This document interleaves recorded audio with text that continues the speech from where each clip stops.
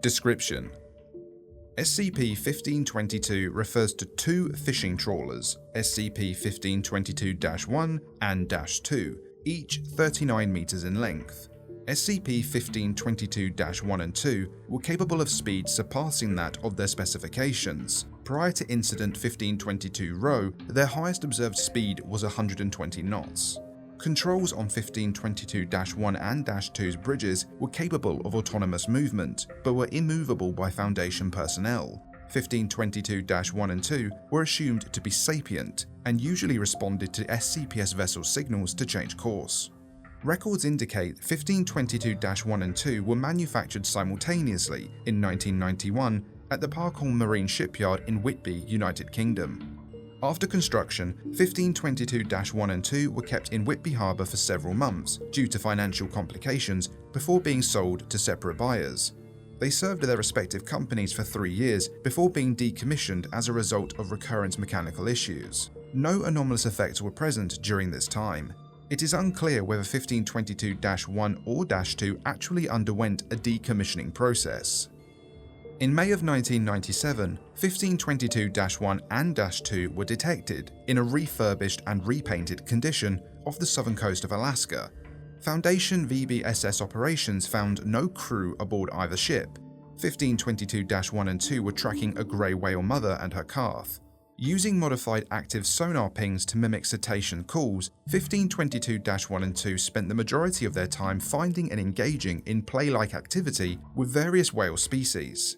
The hulls of 1522-1 and 2 regularly came into contact for prolonged periods while observing the animals. During a 7-month period spent in the Arctic, presumably searching for the bowhead whale, 1522-2 collided with an iceberg.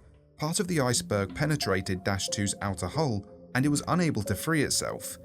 1522-1 spent several weeks towing 1522-2 and the iceberg into warmer waters until the iceberg had melted. 1522-2 remained afloat, but was not subsequently observed moving faster than 10 knots. Special Containment Procedures: SCP-1522-1 and -2 were tracked and monitored by Mobile Task Force PI-2, aka Baldur's Pyre. Mobile Task Force PI-2 vehicles consisted of 2 Hamilton-class cutters and 1 National Security Cutter, SCPs-, with associated aircraft. Civilian maritime traffic was directed away from the expected course of 1522-1 and 2. When this was not possible, Mobile Task Force PI-2 ships were to fire flares in order to attract and lead 1522-1 and 2 into isolated ocean areas. Addendum 1522-1 Event log of Incident 1522 Rho, taking place 60 km northwest of Ullapool, Scotland in mid-2011. The following log is a composite account of eyewitness reports and video feeds taken from members of Mobile Task Force PI-2. SCP-1522-1 and -2 were following a pod of minke whales. 1151. SCP-1522-1 curves around the bow of 1522-2, before briefly accelerating to 80 knots, creating a large wave which splashes several whales and causes 1522-2 to rock slightly. 1154. 1522-2 comes up to the port side of -1 and sounds its foghorn. They turn together in a southwesterly direction. 1218. Both 1522-1 and -2 come to a complete stop. No activity is registered from either ship for a period of 17 seconds. -1 then focuses its weather surveillance radar on -2 and sounds its foghorn 3 times in slow succession. 1219. SCP-Minos detects an RGM-84 harpoon inbound on a bearing of 340. Vector indicates 1522-2 as target. 1220. 1522-2 sounds its foghorn 4 times and begins moving at 8 knots to touch its hull with that of 1522-1. -1 and -2 collide gently. SCP-Minos detects a second RGM-84 harpoon on a bearing of 340. 1222. 1522-1 moves and turns to a bearing of 340. 1522-1 then accelerates to Mach 4, resulting in large plumes of steam and the creation of a bow wave of approximately 60 meters in height. 1522-1 vanishes over the horizon in 23 seconds. 1223. Harpoon missiles hit 1522-2 starboard side. 1522-2's hull is ruptured and it begins to sink. All lights on 1522-2 go out. 1226. 1522-1 is seen returning from the direction it previously left. 1522-1's foghorn is continually blaring.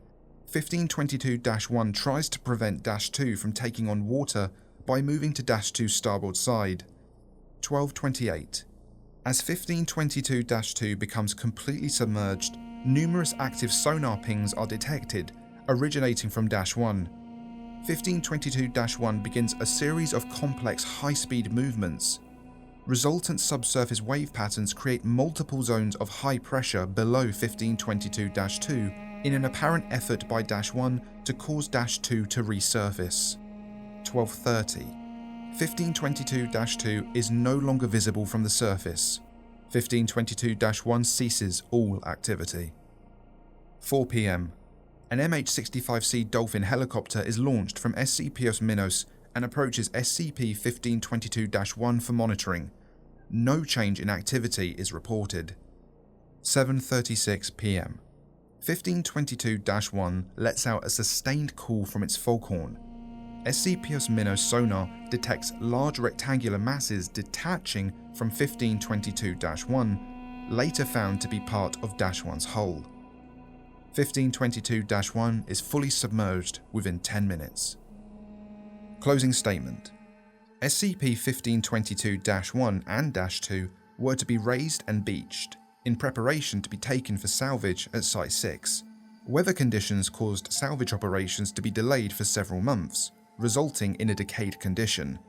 The remains of a GOC ship of indeterminate class were discovered at 59 degrees 30 minutes north and 6 degrees 09 minutes west.